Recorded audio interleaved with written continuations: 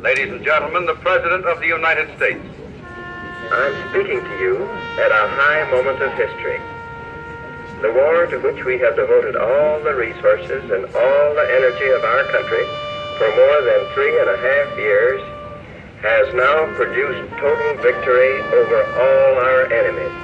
This is a time for great rejoicing. We can see the whole of Times Square, all the way from 42nd Street up to 47th Street on the left.